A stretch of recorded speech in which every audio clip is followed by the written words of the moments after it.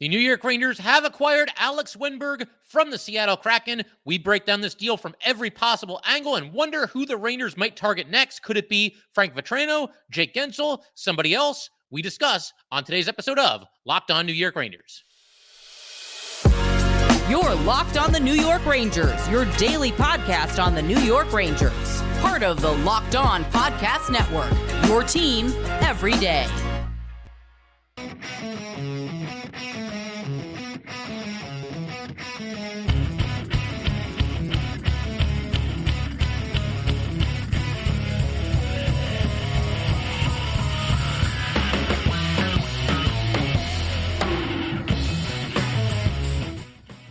Welcome back, Blue Shirts fans, to episode number 1020 of the Locked On New York Rangers podcast. I'm your host, John Chick. Just want to thank you guys, as always, for making Locked On New York Rangers your first listen every day. We are free and available on all platforms, including YouTube. That song you're hearing right now is, of course, Leave the Lights On from our good friends in Passafire. And we are, of course, part of the Locked On Podcast Network, your team every day. So the Rangers close in on their first deal, and they ultimately do strike a trade with the Seattle Kraken. They acquire 29-year-old center Alex Wennberg from Seattle in exchange for a second and conditional fourth-round draft pick.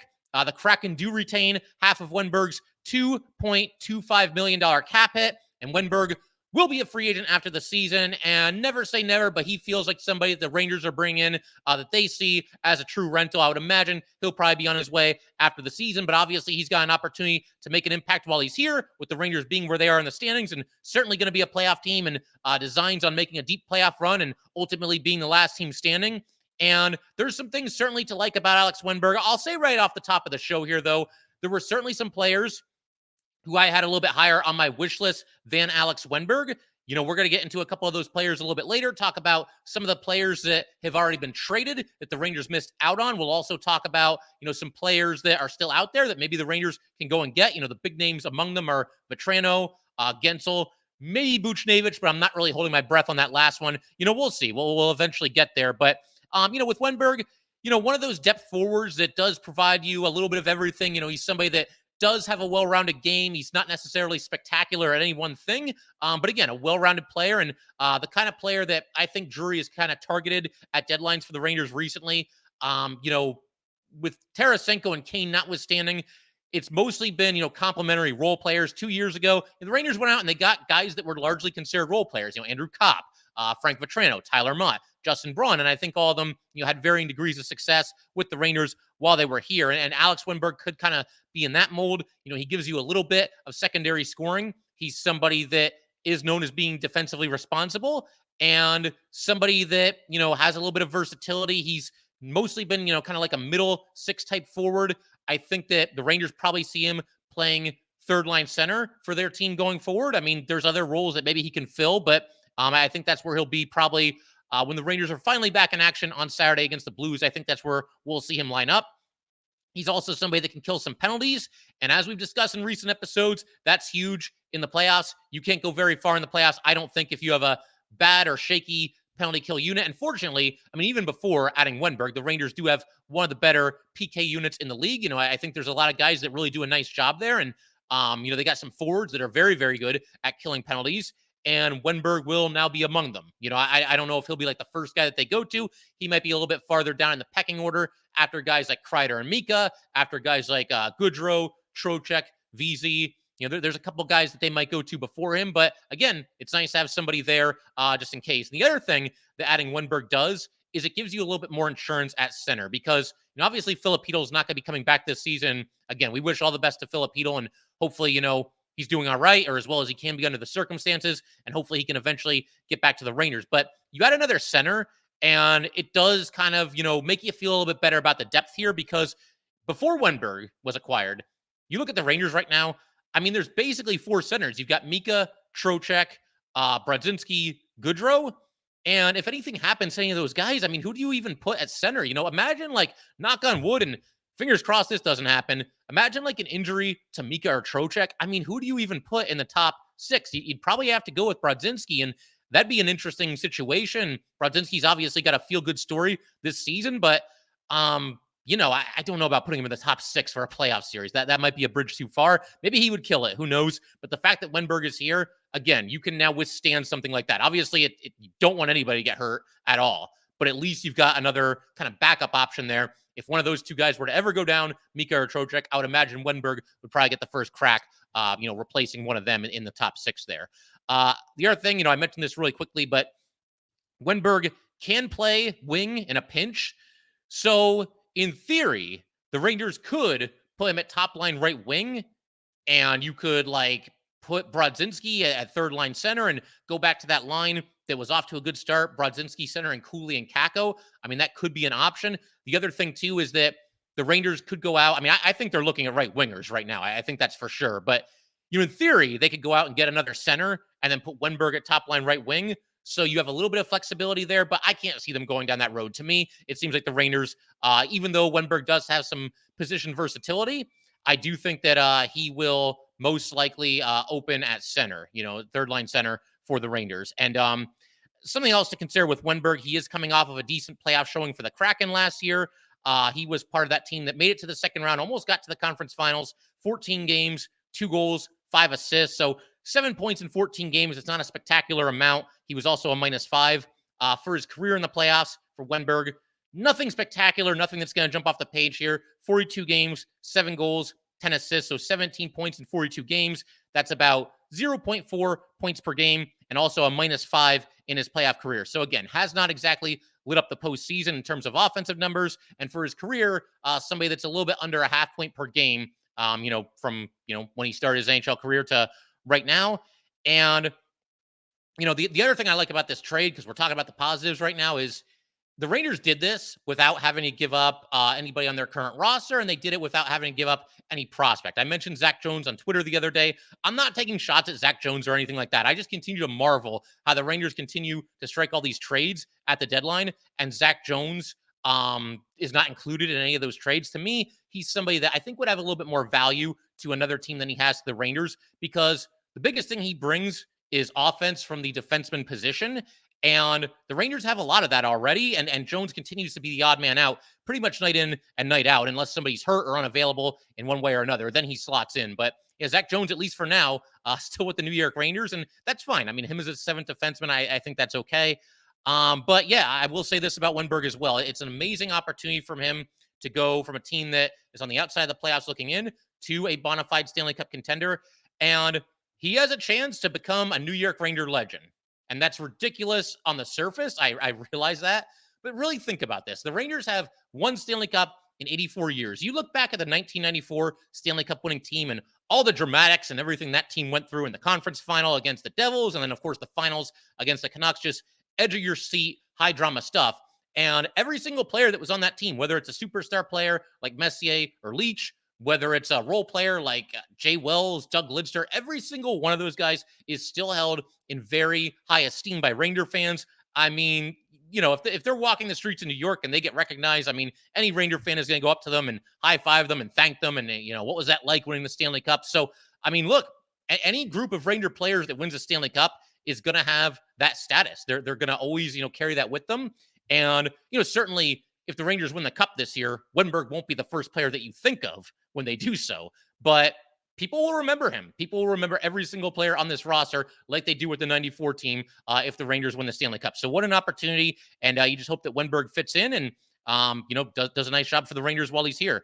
We're going to keep everything rolling in just a second. I want to talk about why I don't want this to be the Rangers' biggest move and why I don't want to say they're in trouble if they don't make a bigger move than this, but I think we will certainly look at it as an underwhelming trade deadline if Alex Wennberg is the most important player that the Rangers add before the deadline comes and goes on Friday. So we will get to that in just a second. First, though, we would definitely just like to let everybody know that today's episode of Locked On New York Rangers is brought to you by Indeed. No matter how the last game went, anytime you take the field, you've got a shot at greatness. Give your team the best shot at winning by recruiting more MVPs with Indeed. If you're hiring, you need Indeed, because Indeed is the hiring partner where you can attract, interview, and hire all in one place. And Indeed is the only job site where you're guaranteed to find quality applications that meet your must-have requirements, or else you do not pay.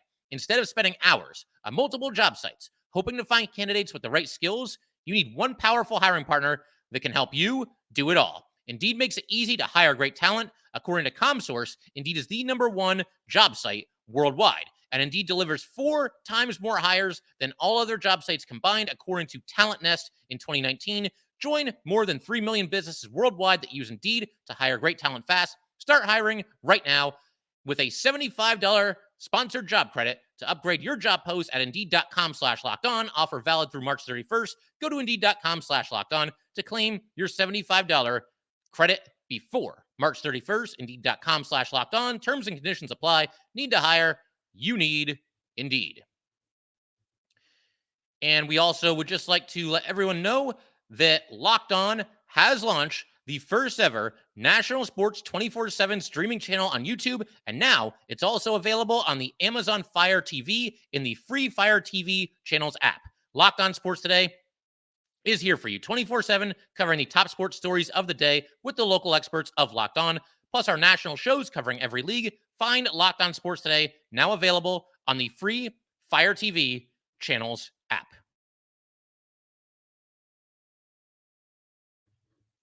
All right, let's go ahead, keep everything rolling here. As I was mentioning just a second ago, the big thing for me with bringing Wennberg, like I said, it's not a move that like makes me go crazy or, I don't love it. I certainly don't hate it either. I mean, I think he's a solid enough player and will be a nice contributor for this Ranger team, a well-rounded player, but this can't be the biggest thing that the Rangers do at the deadline this season. I think if Wennberg ends up being the second biggest acquisition that the Rangers make, I think we'll probably look at this pretty fondly. I mean, it depends who the other player is, obviously, and we'll see what happens between now and the deadline, which is just now a little bit more than 24 hours away at this point.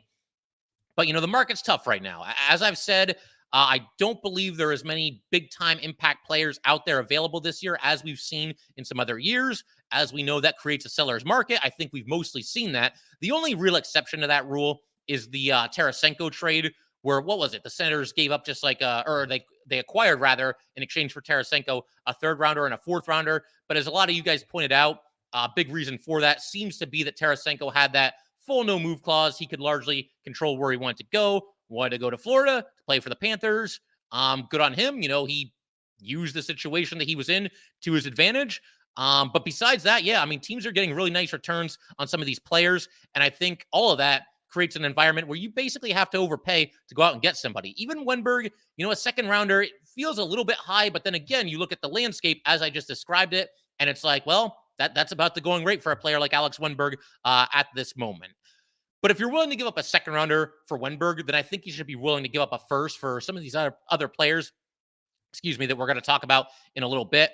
But as far as like some of like the negative aspects of this Wennberg trade, I mean, the one thing that kind of gets to me a little bit, and I don't want to like overrate this line that we saw together for like 5, 6, 7 games, however long it was, but I was becoming, in very short order, a very big fan, and I know I'm not the only one, a very big fan of the Cooley, Brodzinski, Kakko line. I thought all 3 of them were playing about the best that we've seen them play all season.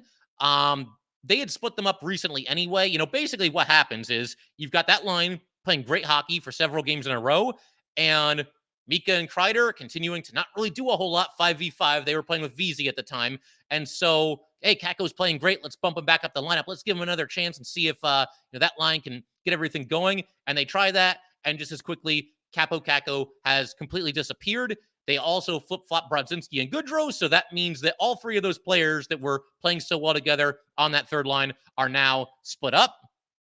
And that being the case, it's just unfortunate that we didn't get to see a little bit more of that line. Now with Wennberg here, unless you put him on the 4th line, which I don't think the Rangers are going to do, he was seeing some time on the 4th line during practice today, a little bit more on that a little bit later. But I think he's ticketed for the 3rd line, and if that's the case, you're not going to get Cooley, Brodzinski, and Kakko. And I don't want to overdo it. I don't want to overrate that line based on a handful of games. But as I tweeted out the other day, I feel like that line had something. They were creating offense. I mean, they were scoring goals. That's the first thing that catches your attention. But beyond that, just a lot of really good, tough, blue-collar shifts. I feel like they were a very difficult line to play against. There were times where even if they weren't scoring, it felt like they were spending the entire shift their entire shift in the offensive zone. And, they'd be out there against one of the other team's top two lines, and said line would be like struggling in their own zone, just trying to keep these guys off of them and trying to get the puck away from them and just not being able to do it. And I don't know, man, it felt like, I've talked about this in the past too, but Cooley, Brodzinski, Kakko, you say those three players together and it feels like the most random line ever, but you just never know. You never know how this guy's going to do with that guy, and how this might work with this guy over here. And I think when you kind of just stumble upon something like that and it works, I'd just like to see you ride it out a little bit and just see how far they could have taken that. And with Kakko, I mean, it's kind of been the same story. I'm not the only one to notice this either, but when Kakko is out there with the quote-unquote superstar players, he fades into the background. I feel like for one reason or another, he feels like he has to defer. And when he's out there with either his fellow kid line members a couple of years ago, Lafreniere and Hedel, or this year he's out there with Brodzinski's older than him, obviously, but Brodzinski's somebody that has very limited experience in the NHL and certainly is not a superstar. Big Brodzinski fan, but not a superstar. And then Will Cooley is actually younger than Kakko. He's the rookie. So Kakko tends to really kind of take charge there. And again, this is not Wennberg's fault at all, by the way. But you add Alex Wennberg to this team, and now, again, it just feels like that line is not going to be back together under just about any circumstances. So we'll see. Now, who knows? Maybe Wennberg comes over and you go with a third line of, you could try Cooley, Wennberg, and Kakko. If the Rangers do acquire a top line right winger and put that player out there with Mika and Kreider, that would bump Kakko back down the lineup.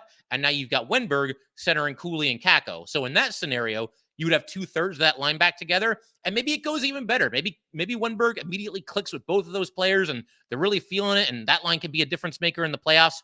It's certainly possible. Between Wennberg and Kakko, I mean, two very good defensive forwards. And I don't think Cooley's any slouch there either. So that could be a line that, defensively could be very, very important, very impactful for the Rangers in the playoffs. We'll see. Like I said, that's just a thing for me is I really like that line of Cooley, Brodzinski, Kakko. And now it just feels like we're not going to be seeing that anymore. The other thing that I want to throw out there, and it's a question that I think certainly some people have raised. You add Wennberg to the mix right now. So who comes out of the lineup?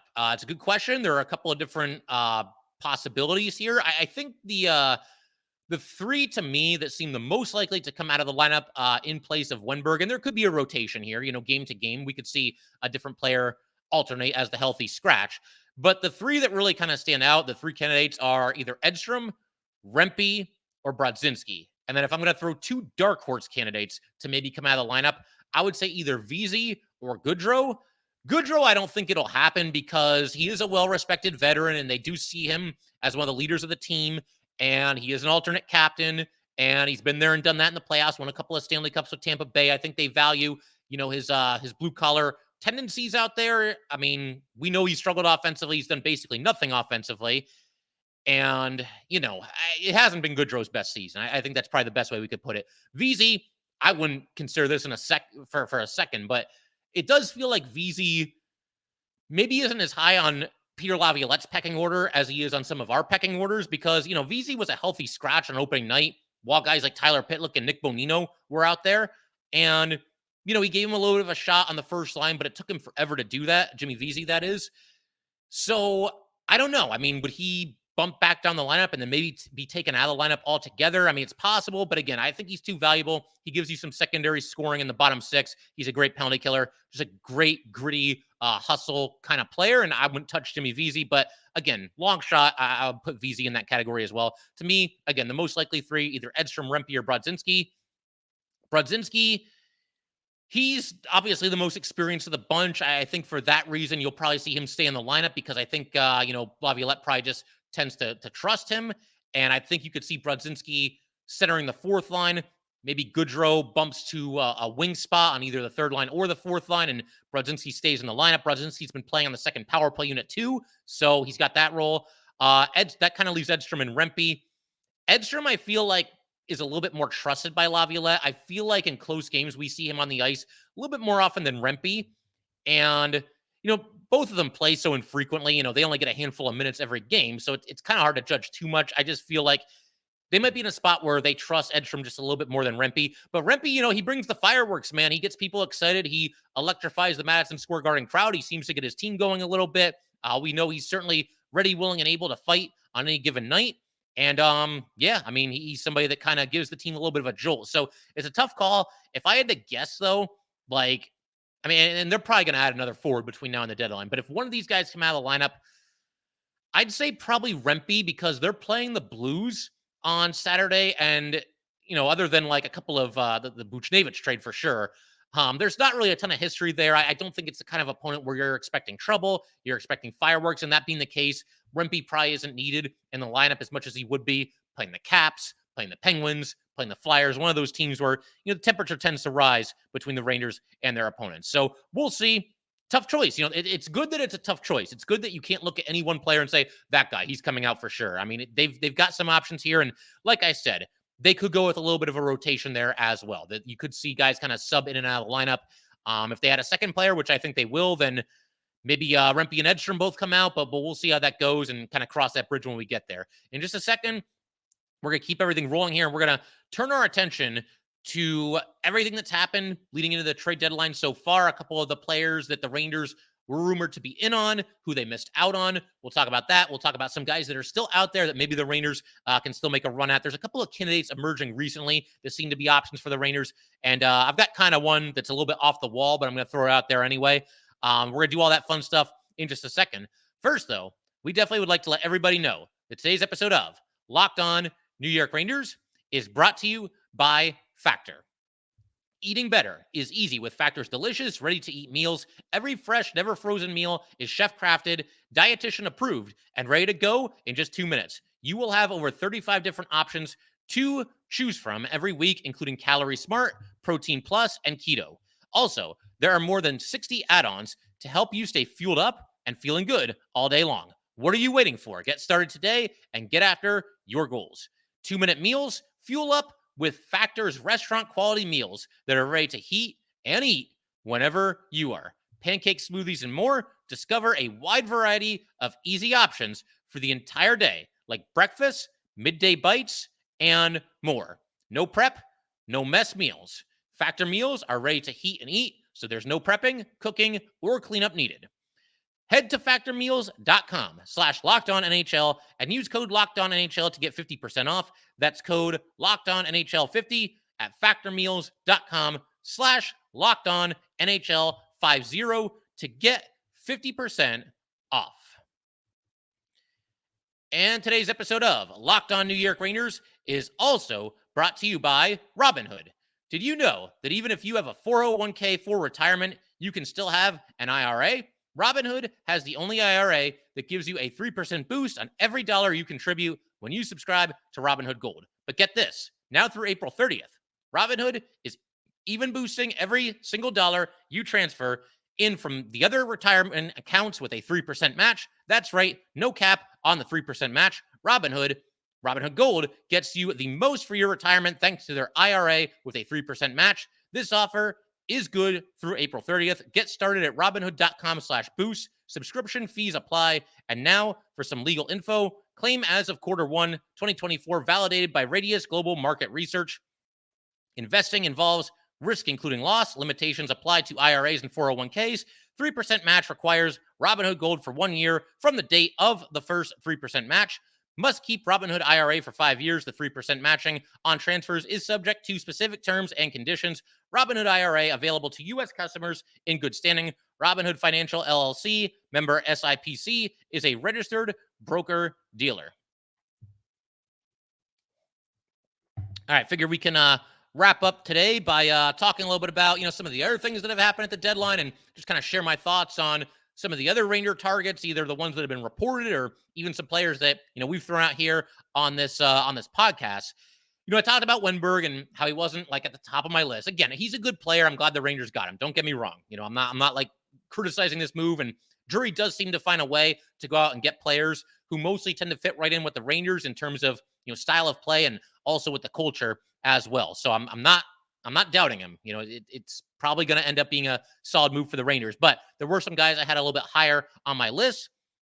A couple that stand out here, Anthony Mantha, he heads to Vegas because of course he does. I mean, the Vegas, they'll probably end up getting like Buchnevich and Guentzel before this whole thing is over too. And then all their players on LTIR, magically, their injuries will be healed just in time for game one of the first playoff series. It's funny how that works, isn't it? But they get Anthony Mantha in exchange for a second and a fourth, which is interestingly the same price that the Rangers paid for Wennberg. And I would have preferred Mantha.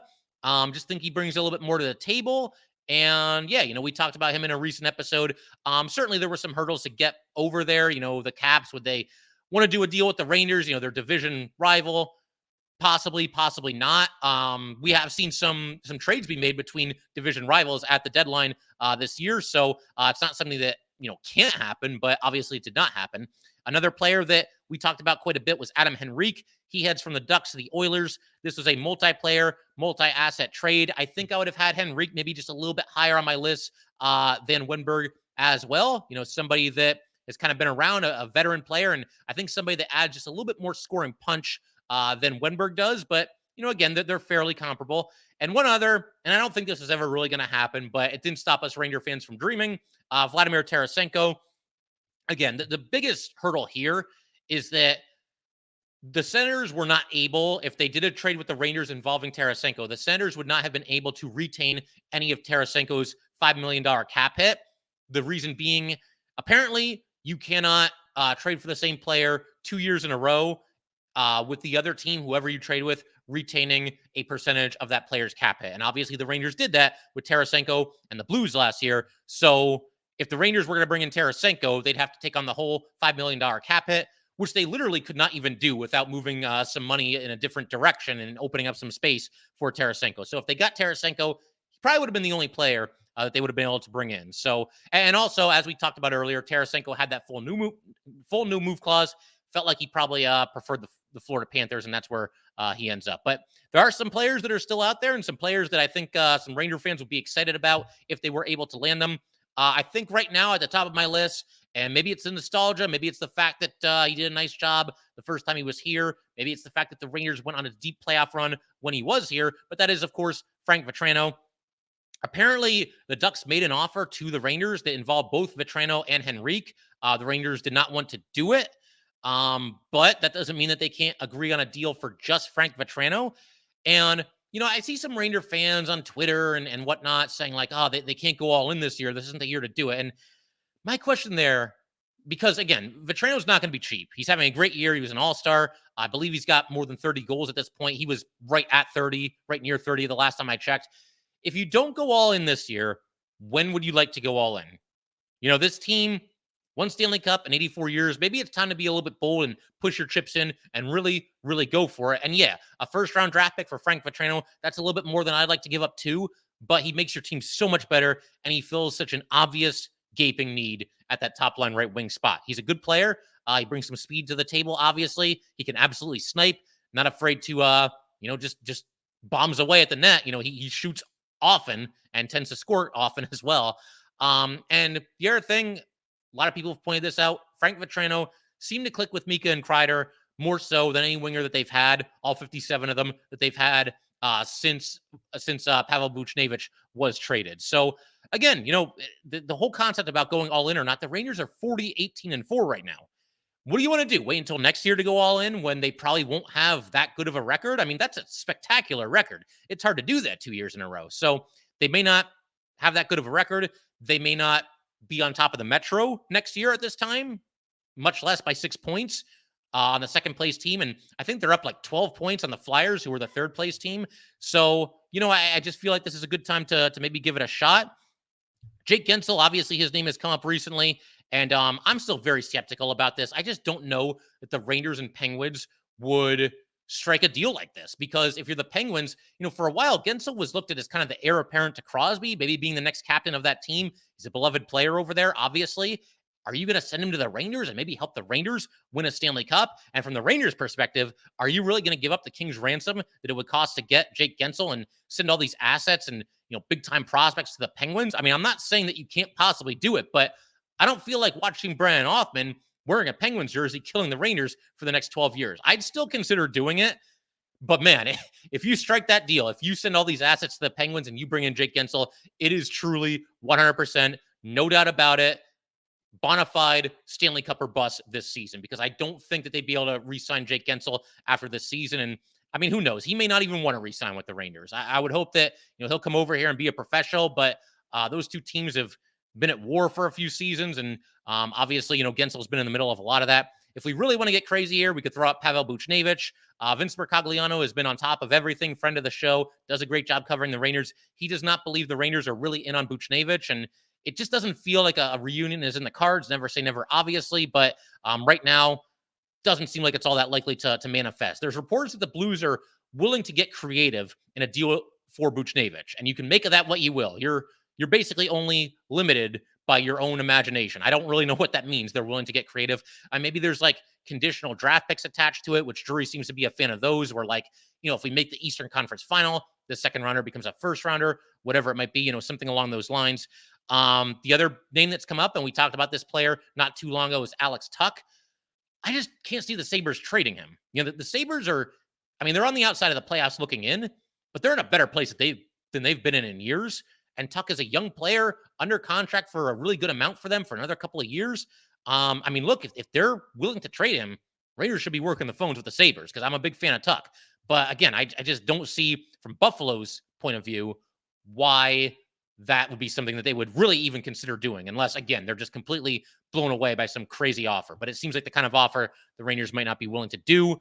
But yeah, I don't know that the Rangers are going to have a better shot at it than this, and that's why I am okay with the Rangers truly going all in.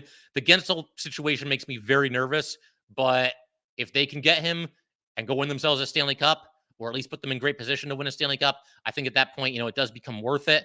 Then there's some other players that are kind of down a little bit as far as like, the tier of player that they are, but you've got guys, Anthony Duclair is still out there. We talked about him. He can add a little bit more scoring punch to this team. He can play right wing with Mika and Kreider. Nick Dowd is a player we talked about, but I don't think that'll be happening because they already traded for a center, and there's a little bit of redundancy there, I think, between Wennberg and Dowd. But he's still out there. And two options that seem to be emerging for the Rangers recently, the last 24 hours here. Tyler Toffoli. Toffoli, obviously a lot of years with the Kings, couple of championships, been bouncing around the league ever since, but a steady, productive veteran player. I think the big hurdle there is, would the Devils trade him to the Rangers, and would the Devils punt on their season? Because they're outside the playoffs looking in, but they're not that far away. They obviously just fired Lindy Ruff. Maybe they feel like a different coach can get more out of these guys, and they can make a run at it. We saw Grabner. We saw the Rangers trade Grabner to the Devils, a few years ago. So never say never. I do like Toffoli. And then you've got Jason Zucker. He's only got 25 points in 51 games with the Coyotes this year, but maybe that makes him a buy low candidate. He did have 27 goals and 21 assists in 78 games with the Penguins last year. For some reason, I feel like the Rangers are going to get Zucker. I don't know that the Vatrano trade is going to manifest itself, but we'll see. I feel like Zucker could probably be had at a little bit of a smaller amount, give up fewer assets to get him. But yeah, me right now, I still prefer the Rangers to go big game hunting. And if you have to part with a first round draft pick and maybe a mid-level prospect to do that, then so be it. I do really want to see the Rangers go for the thing this year, because I don't know that they'll get a better shot at it than this. Couple other off-the-wall ideas I wanted to throw out there before we call it a day here. I have not seen anyone suggest this, but we did talk about this on a recent episode of Locked On New York Rangers. Phil Kessel is still out there. He's still unsigned. And if all these options fail through, if the Rangers just get outbid for this player and they don't want to meet the matching offer for that player, that they don't want to pay whatever premium price it's going to take to get Vatrano or Guentzel or Buchnevich or any of these other guys, you can get Phil Kessel for nothing. And I don't get overly excited by the thought of the Rangers adding Phil Kessel. He's really getting up there in age and a little bit of a one-dimensional player, but he does add you a little bit of depth scoring, and he seems to always win. Every team that Phil Kessel is on seems to do some damage in the playoffs and potentially be the last team standing. Again, it's not the most exciting option, but it is an option that's out there. And the other thing, too, if the Rangers don't add a right winger of any kind, then I think they really need to give some serious consideration to calling Brandon Othmann back up to the NHL. Because, again, they're going for it this year, the Rangers. Obviously, they're going to be in the playoffs. They're going to be in a good position. They will probably win the Metro. Certainly they're going to have home ice in the first round, even if the Canes pass them, the Rangers will still finish in second place. That being the case, Brandon Othmann, I think, is worth a look. And if you determine that he's not ready for this, he's completely overwhelmed, then you can always send him back to the AHL. But if they don't add a right winger, options become limited. And I think Brandon Othmann probably becomes the next best choice at that point. But yeah, that's kind of where things stand. Wennberg was at Ranger practice a little bit earlier today. He flew to New York last night. He'll be wearing number 91. So don't get him mixed up with Tarasenko. It's crazy that we'll have 291s on the roster 2 years in a row here. But yeah, that's kind of where things stand right now. We're going to keep an eye on everything going on. And if the Rangers strike another trade, then I might be right back here recording an episode later today. And then I think on Friday for sure, we're going to do that live episode heading into the trade deadline. So look for us to go to live around like 2:30, 2:40, 2:45, somewhere in that area. Follow us on Twitter, and I'll keep everybody posted there. But that will do it for at least right now. If you guys would like to get in touch with this podcast, please send an email to lockedonnyrangers@gmail.com. Once again, that is lockedonnyrangers@gmail.com. Definitely give us a follow on Twitter as well, @LO_NY_Rangers. Once again, that's @LO_NY_Rangers. And definitely subscribe to Locked On New York Rangers YouTube channel. Thanks again, guys. I will see you next time.